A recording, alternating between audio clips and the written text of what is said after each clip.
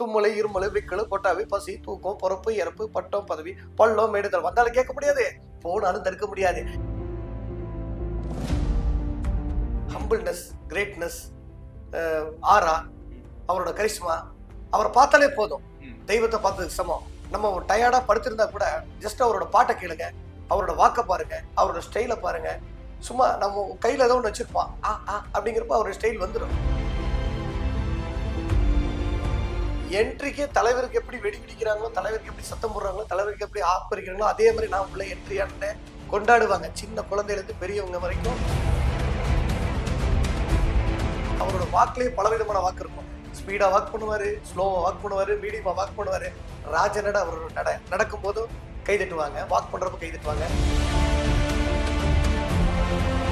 அதுக்கப்புறம் பாத்தீங்கன்னா தலைவருக்கு பாத பூஜை பண்ற மாதிரியே நமக்கு பாலெல்லாம் காலில் ஊற்றி இருக்கிறாங்க, மலர்களை தூவி வீசி இருக்கிறாங்க. தமிழ்நாட்டை கம்பேர் பண்றப்ப பெங்களூர்ல பயங்கரமான டைஹார்ட் ஃபேன்ஸ் தலைவருக்கு.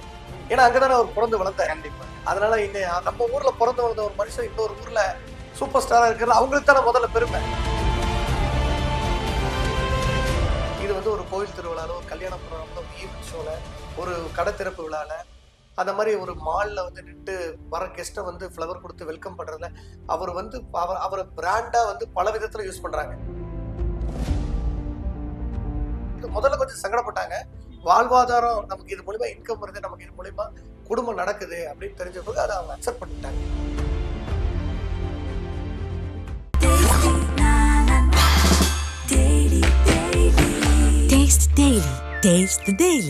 ஹாய் ஹலோ திரைமணி நேயர்கள் எல்லாத்துக்குமே ஒரு பெரிய வணக்கம். ஸோ இன்னைக்கு நம்ம யாரை மீட் பண்ண பார்த்தீங்க அப்படின்னா, அப்படியே நம்ம சூப்பர் ஸ்டாரை அப்படியே நேருக்கு நேரம் அப்படியே செதுக்கி வச்ச மாதிரி ஸோ நம்ம ரஜினி மாதவன் சார் தான் நீங்க நம்ம மீட் பண்றோம். சார் வணக்கம் சார். வணக்கம் கண்ணா, நல்லா இருக்கீங்களா? நான் நல்லா இருக்கேன் சார். சார் ஆக்சுவலி ரஜினி சாரும் பிளஸ் மாதவன் உங்க பேரு, ரஜினி ரெண்டு கலந்த மாதிரி இருக்கீங்களா சார்? அப்படியே என் ஒரிஜினல் பேர் மாதவன். ஓகே. நம்ம பண்ற கேரக்டர் ரஜினிங்கிறனால ரெண்டும் சேர்ந்து ரஜினி மாதவன் சொன்னாங்க எல்லாரும். Okay sir. ஃபர்ஸ்ட் எடுத்து நம்ம தலைவரோட டைலாக்ல இருந்து ஸ்டார்ட் பண்ணிடலாம். என்ன படத்தோட டைலாக் உங்களுக்கு வேணும்? ஒரு மாசான டைலாக்.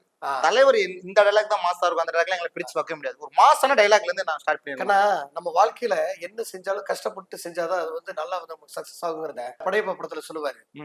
கஷ்டப்படாம எதுவும் கிடைக்காது, கஷ்டப்படாம கிடைக்கிறது என்னைக்கும் நிலைக்காது. முத்து படத்துல பாத்தீங்கன்னா இன்னொரு டைலாக் சொல்லுவாரு, நம்ம வாழ்க்கையில சின்ன சின்ன விஷயங்கள்லாம் அதுவா நடக்கும், அது தடுக்கவும் முடியாது நிறுத்தவும் முடியாது. தும்முலை இருமலை விக்கலு கொட்டாவி பசி தூக்கம் பொறுப்பு இறப்பு பட்டம் பதவி பள்ளம் மேடுதல் வந்தாலும் கேட்க முடியாது, போனாலும் தடுக்க முடியாது. எச்சச்ச எச்சச்ச கச்சச்ச கச்சச்சா.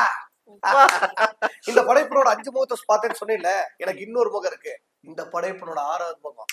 அதை நீ பார்க்காத, தாங்க மாட்டேன், நொந்துடுவேன். அதிகமா ஆசைப்படுற ஆம்பளை, அதிகமா கோபப்படுற பொம்பளையும் நல்லா வாழ்ந்த சரித்திரமே கிடையாது. பாய்.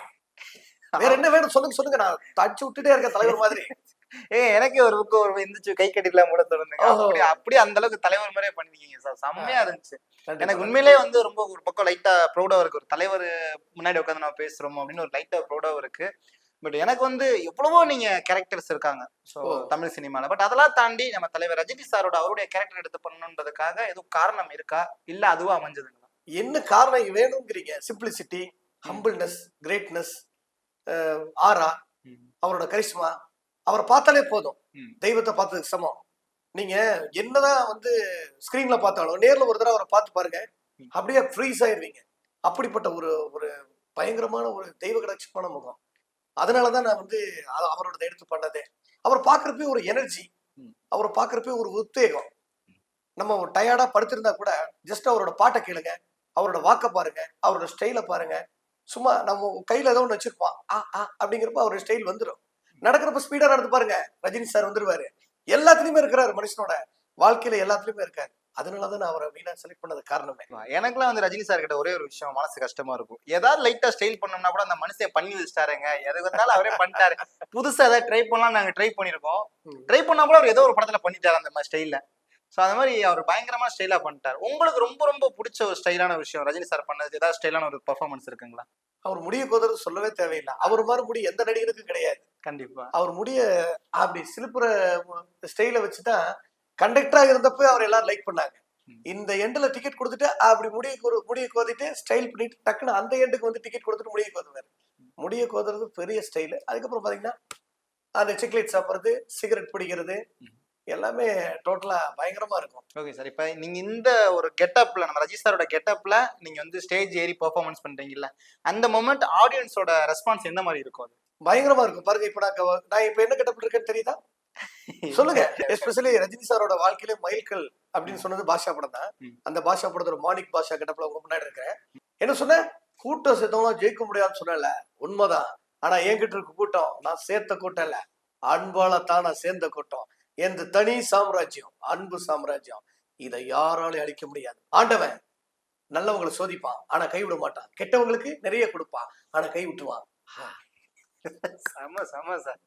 ஓகே. நீங்க இப்ப இங்கே பெர்ஃபார்மன்ஸ் பண்ணும்போது பயங்கர வைபா இருக்கு. So without music, so without வந்துட்டு எந்த ஒரு இதுவுமே இல்லாம பயங்கரமா இருக்கு. பட் நீங்க ஸ்டேஜ் பெர்ஃபார்மன்ஸ் எல்லாம் ஏறி பண்ணிருக்கீங்கல்ல, அங்க ஆடியன்ஸோட ரெஸ்பான்ஸ் என்ன மாதிரி இருக்கும்? என்னெல்லாம் பண்ணுவாங்க?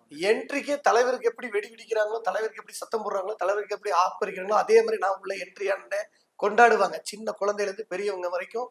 எக்ஸ்பெஷல் பாத்தீங்கன்னா இப்ப தலைவர் 4 தலைமுறை கடந்து வந்துட்டாரு. கிட்டத்தட்ட 40 வயசுக்கு மேல இருக்கவங்க தான் அதிகமா ரசிக்கிறாங்க. சின்ன குழந்தைங்க இப்ப லேட்டஸ்ட் படமான வேட்டையன், அந்த மாதிரி இப்போ 2K கிட்ஸுக்கு சம்பந்தமா இப்போ ஒரு 5-6 படத்துல பாட்டு வர்றப்போ ரசிப்பாங்க. மத்தவங்க பெரியவங்க எல்லாம் பாத்தீங்கன்னா பழைய பாட்டெல்லாம் ரொம்ப 90s 80s பாட்டு கிளாசிக்கா பாட்டு வர்றப்பெல்லாம் ரொம்ப ரசிப்பாங்க. டோட்டலா சின்ன வயசுல இருந்து பெரியவங்க வரைக்கும் எல்லாருமே அவரை எப்படி ரசிக்கிறாங்களோ சேம் லைக் தட் என்னையும் ரசிக்கிறாங்க. இப்ப அந்த ஸ்டேஜ்லலாம் ஏதாவது ஒரு சாங் போடும்போது ஏதாவது ரியாக்ஷன் நீங்க பண்ணும்போது பயங்கர மாசா இருக்கும் அப்படின்னா அது என்ன சாங்? என்ன ரியாக்ஷன் பண்ணுவீங்க? அப்படி அந்த கோட்டை இப்படி இப்படி சல்யூட் பண்றது, அப்புறம் பாத்தீங்கன்னா அந்த கண்ணாடிய அப்படி இது பண்றது, அப்படி திரும்புறது, அப்படி கால் மேல கால் போட்டு இப்படி உட்கார்றது, அப்படி எல்லா அசைவு அவரோட வாக்குலயே பலவிதமான வாக்கு இருக்கும். ஸ்பீடா வாக் பண்ணுவாரு, ஸ்லோவா வாக் பண்ணுவாரு, மீடியமா வாக் பண்ணுவாரு. ராஜநட அவரோட நடக்கும் போதும் கை தட்டுவாங்க, வாக் பண்றப்ப கை தட்டுவாங்க, ஓடுறது அப்படித்தான் பயங்கரமா இருக்கும். அந்த மாதிரி எல்லா எந்த ஸ்டைல் பண்ணாலும் ரசிக்கிறாங்க பாத்தீங்கன்னா. இப்ப நான் ஒரு டவுட், ரொம்ப நாள் முன்னாடி பார்த்த ஒரு விஷயம் எனக்கு ஞாபகம் வந்துச்சு. அது பட் நீங்களா என்னன்னு தெரியல. ஏன்னா நிறைய பேர் வந்து ரஜினி சாரோட கெட்டப் போட்டிருப்பாங்க. ஸ்டேஜ் பெர்ஃபார்மன்ஸ்ல அந்த பிஜிஎம்க்கு வந்துட்டு சேரை எட்டி மிதிக்கும் போது சேர் உடஞ்சிடும், கீழே விழுந்துருவாரு அந்த ரஜினி சார். சோ அது அப்படியே செம்மையா ரஜினி சார் எப்படி மேட்ச் பண்ணுவாரோ அந்த மாதிரி மேட்ச் பண்ணிருப்பாரு. அது மேபி நீங்களா இல்ல வேற யாரா? இல்ல நான் கிடையாது. பேர் சொன்னா தப்பா நினைச்சுக்குவாங்க. அது நம்மள மாதிரி ஒரு நண்பர் தான். டக்குன்னு அவரு இந்த கால் வந்து சேர்ல மாட்டி கீழே விழுந்துருவாரு. கீழே விழுந்தோடனே என்னாச்சு ஏதாச்சுங்கிறப்ப அப்படியே கை பேக்ல வந்து கால் மேல கால் போட்ட மாதிரி மேனேஜ் பண்ணிருப்பாரு. அது சும்மா நீங்க பேரே சொன்னா அது ஒரு பெரிய விஷயம். ரஜினி சார் எப்படி அந்த டைம் மேனேஜ் பண்ணாரு அப்படியே அதே மாதிரி சேம் லைக் தட் மேனேஜ் பண்ணாரு. பெரிய விஷயம். அது நல்ல வைரலா போச்சு.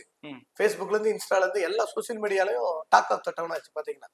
ஓகே. இந்த ரஜினி சார் கேட்டா கூட நீங்க மேல ஏறி இருப்பீங்க ஸ்டேஜ்ல, நிறைய பேர் செல்ஃபில எடுத்திருப்பாங்கல்ல, அந்த அப்பலாம் உங்களுக்கு என்ன தோணி இருக்கும்? செல்ஃபி எடுக்கிறத தாண்டி ஒரு குழந்தை ஒரு 2-4 மாச குழந்தை இருக்குன்னு நினைக்கிறேன். அவங்க வந்து அப்பதான் அந்த குழந்தைய வெளியே கொண்டு வர்றாங்க. பெங்களூர்ல நிகழ்ச்சி போயிட்டு இருந்துச்சு ப்ரோக்ராமு. அப்போ அந்த குழந்தைய என்கிட்ட கொடுத்து பக்கத்துல அவங்க புருஷன் முன்னாடி 2 பேர் என்கிட்ட செல்ஃபி எடுத்துக்கிட்டாங்க. அப்போ வந்து ஒரு குழந்தைய நம்ம கிட்ட கொடுத்து கிட்டத்தட்ட பேர் வைக்கிறதுக்கு சமம் அந்த மாதிரி பண்ணாங்க. ரொம்ப மனசு ரொம்ப நெகிழ்ச்சி ஆயிடுச்சு பாத்தீங்கன்னா.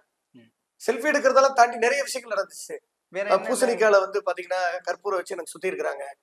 அதுக்கப்புறம் பாத்தீங்கன்னா தலைவருக்கு பாத பூஜை பண்ற மாதிரியே நமக்கு பாலெல்லாம் காலில் ஊத்தி இருக்கிறாங்க, மலர்களை தூவி வீசி இருக்கிறாங்க.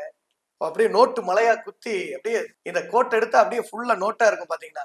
அப்புறம் வந்து சாக்லேட் எடுத்து அப்படியே மேல கொட்டுவாங்க, பணத்தை அப்படி தூக்கி வீசுவாங்க, இப்படி இப்படி இப்படின்னு தூக்கி வீசுவாங்க. தமிழ்நாட்டுக்கு கம்பேர் பண்றப்ப பெங்களூர்ல பயங்கரமான டைகார்ட் ஃபேன்ஸ் தலைவருக்கு.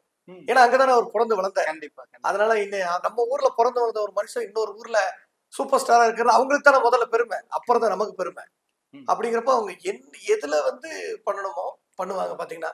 ஒரு செல்ஃபி எடுக்கிறதுக்கெல்லாம் என்கிட்ட காசு கொடுத்தாங்க. உங்க கூட ஒரு செல்ஃபி எடுத்துக்கிறேன் அப்படின்னு சொல்லிட்டு இந்த கபாலி வந்த டைம் எனக்கு ஒரு 2000 rupees கொடுத்தாங்க. 2000 ரூபாய் கொடுத்து ஒரு செல்ஃபி எடுத்துட்டு போனாங்க என்கிட்ட. நீங்க செல்ஃபின்னு சொன்னனால அந்த விஷயத்த சொல்றேன். கார்ல கொண்டு வந்து ஸ்டேஜ்லயே அப்படியே கார்ல கொண்டு வந்து நிறுத்துவாங்க. என்னென்ன வித்தியாசமா பண்ணணும்னு நினைக்கிறாங்களோ அதெல்லாம் வித்தியாசமா பண்ணிடுவாங்க. நம்ம ரஜினி சார் கெட்டா போட்டோன்னா யாராவது வந்து உங்ககிட்ட ஏதாவது கொஞ்சம் வாய்ஸ் ஓவர் அதிகமா பேசியிருப்பாங்களா? யாராச்சும் இரிட்டேட் பண்ற மாதிரி சொல்றீங்க? இரிட்டேட் மாதிரி ஏதாவது இல்ல ஏதாவது கொஞ்சம் வாய்ஸ் ஓவர் அந்த மாதிரி ஏதாவது பேசியிருக்காங்களா? இல்ல அப்படி இல்ல. என்னன்னா வந்து இப்போ ஒப்பனா சொல்ல போனா ஒன்னும் தப்பா நினைச்சுக்க மாட்டாங்கன்னு நினைக்கிறேன். இப்ப விஜயகாந்த் ஐயா வந்து இறந்துட்டாரு. அப்போ அவர் மேல மிகப்பெரிய ஒரு வைப் ஒண்ணு அனுதாபாலை ஒண்ணு ஓடிட்டு இருக்கு. அப்போ வந்து ஒரு இடத்துல திருநெல்வேலியில போனப்ப நான் கெட்ட போட்டு அப்பதான் உள்ள வர்றேன். உள்ள வந்து எதுக்கு இந்த ஆள் வேஷம் எல்லாம் போடுறீங்க, விஜயகாந்த் வேஷம் போடுங்க அப்படின்னு ஒரு பாஸ்ல சொன்னாரு. எனக்கு அப்படியே ஒரு ரெடியாகி வந்தனே ஒரு மாதிரி மைண்ட் ஒரு மாதிரி கொலாப்ஸ் ஆயிடுச்சு. என்னடா இப்படி சரிங்க போட்டுக்கலாம், அதுக்கு இன்னொரு நண்பர் இருக்காரு வந்து போடுவாரு, நான் இந்த இது பண்றேன் அப்படின்ட்டு சொன்னேன். மற்றபடி ரொம்ப ஒரு மாதிரி இரிட்டேட் பண்ற மாதிரிலாம் யாரும் பேசுறது இல்லை. எல்லாருமே மேக்ஸிமம் எல்லாத்துக்கும் பிடிக்கிற மாதிரி தான் இருக்கு தலைவர் பாத்தீங்கன்னா. கண்டிப்பா கண்டிப்பா எல்லாருமே வந்து இந்த இது போட்டா நான் இன்டர்வியூ எடுக்கிற எங்களுக்கே கூட லைட்டா தலைவர் உட்காந்துருக்காரு, தலைவர் கிட்ட பார்த்து பேசுறோம், கலாய்ச்சிட கூடாது அப்படின்னு எங்களுக்கே ஒரு பயம் இருக்கும். இப்ப இந்த தலைவர் கெட்டப் வந்து உங்க ஃபேமிலிஸ்ல அக்செப்ட் பண்ணிக்கிட்டாங்களா? நீங்க இந்த மாதிரி இந்த ஃபீல்டுக்குள்ள போறது, தலைவரோட கெட்டப் போட்டு போறதெல்லாம் ஃபேமிலிஸ் அக்செப்ட் பண்றாங்களா? ஃபர்ஸ்ட் வந்து எனக்கு இது ஒர்க்கு, ஸ்டேஜ் ஒர்க்கு. நான் வந்து தலைவர் மாதிரி கெட்டப் போடுறது, தலைவர் மாதிரி மிமிக்ரி பண்றது, தலைவர் மாதிரி டான்ஸ் பண்றது, இது வந்து எனக்கு ஒரு ஒர்க். நான் ஸ்டேஜ் ரஜினி ஆர்டிஸ்ட். இது வந்து ஒரு கோயில் திருவிழால, ஒரு கல்யாண ப்ரோக்ராம்ல, ஒரு ஈவென்ட் ஷோல, ஒரு கடை திறப்பு விழால, அந்த மாதிரி ஒரு மால்ல வந்து நின்று வர கெஸ்ட்டை வந்து ஃப்ளவர் கொடுத்து வெல்கம் பண்றதுல அவர் வந்து அவரை பிராண்டா வந்து பல விதத்துல யூஸ் பண்றாங்க. அவர் எந்த விளம்பரத்திலும் நடிக்கிறது இல்லை. அவர் மாதிரி இருக்கிற எங்களை வந்து நிறைய வந்து இடத்துல வந்து யூஸ் பண்ணி ஒரு ப்ரொமோஷனுக்காக யூஸ் பண்றாங்க. இப்ப பாத்தீங்கன்னா நாங்க கல்யாணத்துல வந்து மாப்பிள்ளையும் பொண்ணு வந்து 100 வருஷம் இந்த மாப்பிள்ளையும் பொண்ணு தான் அப்படின்னு சாங் பண்ணி பண்றப்ப ரஜினியே வந்து மணமக்களை வாழ்த்துற மாதிரி எப்படி இருக்கும். அது ஒரு பெரிய ஒரு இதா ஒரு ஒரு ஒரு மாடர்னா இருக்குது பாத்தீங்கன்னா. அந்த மாதிரி ஒரு கடை திறக்கிறதுல, கடையை பத்தி எக்ஸ்பிளைன் பண்றதுல எல்லாத்துலயுமே அந்த வாழ்வாதாரம்னு புரிஞ்சுக்கிட்டு முதல்ல கொஞ்சம் சங்கடப்பட்டாங்க. வாழ்வாதாரம் நமக்கு இது மூலியமா இன்கம் வருது, நமக்கு இது மூலியமா குடும்பம் நடக்குது அப்படின்னு தெரிஞ்ச பிறகு அதை அவங்க அக்செப்ட் பண்ணிட்டாங்க. சோ முதல்ல சங்கடமா நினைச்சவங்க அதுக்கப்புறம் அது பெருமையா நினைக்க ஆரம்பிச்சிட்டாங்க. யாரு என்ன சொன்னாலும் இந்த காதலை வாங்கி இந்த காதலை விட்டுட்டு my my husband is best, is a good artist அப்படின்னு அவங்க வந்து புரிஞ்சுக்கிட்டாங்க என் வைஃப். ஸோ உங்க ஒய்ஃப் வந்துட்டு இந்த கெட்டப்ல மதிசார கெட்டப்ல வந்துட்டு நீங்க பேசிருக்கீங்களா? அவங்க ஏதாவது ரியாக்ட் பண்ணிருக்காங்களா அதுக்கு? இல்ல ஏதாவது ஐஸ் வைக்கிறதுக்காக இந்த கெட்டப் போட்டு தலைவர் கெட்டப் போட்டு ஐஸ் வச்சிருக்கீங்க? இல்ல சொல்லும்போது பையன் வெக்கப்படுறீங்களா? இல்ல இல்ல இல்ல, நான் முடிஞ்ச வரைக்கும் வீட்டுக்கு போனேன்னா அந்த இதெல்லாம் மேக்ஸிமம் பண்ண மாட்டேன். அவங்களுக்கு நான் மாதவனா தான் இருப்பேன் பாத்தீங்கன்னா. இருந்தாலும் சும்மா ஒரு தடவை அப்படியே உட்கார்ந்து ஏதோ பண்ணிட்டு இருந்தாங்க.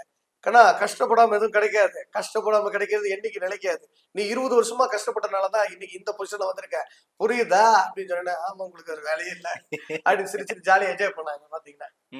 ஸோ இப்போ ஃபேமிலிஸ்ல வந்து ஸ்டார்டிங் ஸ்டேஜ்ல இருந்து நீங்க வரும்போது உங்களுக்கு பெரிய லெவல்ல இன்கம் வருமானம் வந்திருக்குமான்றது கொஞ்சம் டவுட் தான். ஏன்னா அந்த அளவுக்கு நீங்க பிரபலமா இருக்க மாட்டீங்க, அந்த அளவுக்கு கெட்டப் வந்து ஃபுல் உங்களுக்கு செட் ஆயிருக்குமான்னு.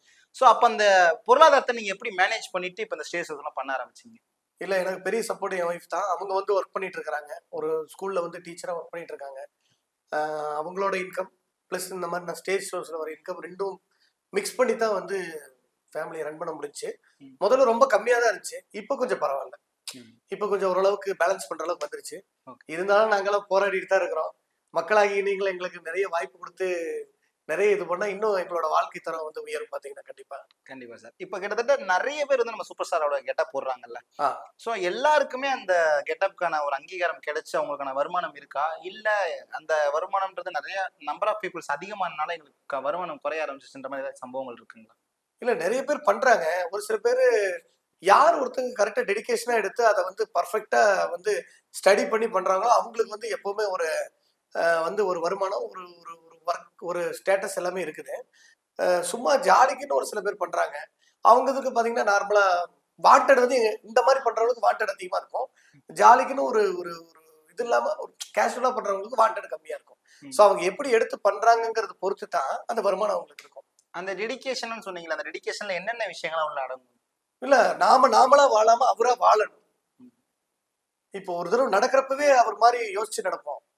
இப்ப அண்ணாமலையில பாத்தீங்கன்னா ஒரு மாதிரி நடப்பாரு, நல்லவனுக்கு ஒரு மாதிரி நடப்பாரு. பழைய படம் வந்து நினைத்தாலே நிக்கும்ல, படிக்கட்டுல மேல ஏறி இறங்குறது ஒரு மாதிரி நடப்பாரு. அதுக்கப்புறம் பாத்தீங்கன்னா என்ன சொல்றது, இப்போ ஒரு கிட்டத்தட்ட 70 டச் பண்ணிட்டாரு. இப்ப நடக்கிறது பாத்தீங்கன்னா பொறுமையா மெல்லமா, அதுலயும் ஒரு மாசம் நடக்கிறாரு. கிட்டத்தட்ட 50 வருஷத்துல அவரோட பாடி லாங்குவேஜ் நிறைய இருக்குது. அது அத்தனையுமே நம்ம வந்து உள்வாங்கணும். அந்த பாட்டுக்கு போனா இப்ப அண்ணாமலை பாட்டுக்கு போனா அண்ணாமலையா இருக்கணும், முத்து பாட்டுக்கு போனா முத்தா இருக்கணும், ஜெயிலர் பாட்டுக்கு வந்தா ஜெயிலரா இருக்கணும், வேட்டையின் பாட்டுக்கு வந்தா வேட்டையனா இருக்கணும்.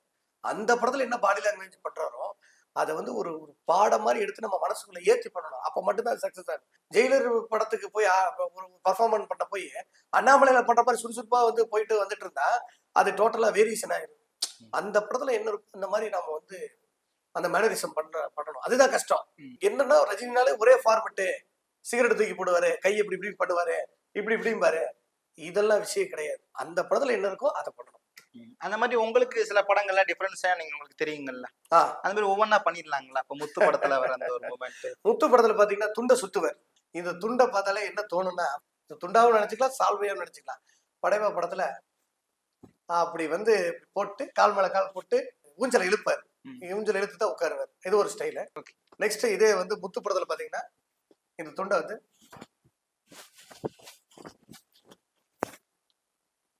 இது பாஷா படத்துல நான் ஒரு தடவை சொன்னா 100 தடவை சொன்ன மாதிரி அப்படின்னு ஸ்டைல் பண்ணுவாரு. தங்கிட்டு இருக்கிறதே ஒரு சிம்பிளா எல்லா இதுவும் பண்ணி ஸ்டைல் பண்ணுவார் பாத்தீங்கன்னா. ஸோ இன்னைக்கு இருக்கக்கூடிய இந்த காலகட்டத்தில் இந்த கச்சேரிகள்லாம் வந்து மக்கள் வந்து ரசிக்கிறாங்களா? உங்களுக்கான அந்த வாய்ப்புகள்லாம் வந்து முழுசா கிடைக்குதுங்களா?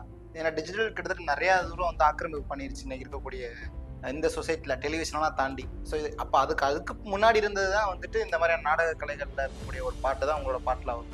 ஸோ இதெல்லாம் இப்போ அங்கீகாரம் கிடைச்ச மக்கள் இதெல்லாம் பண்ணுறாங்களா?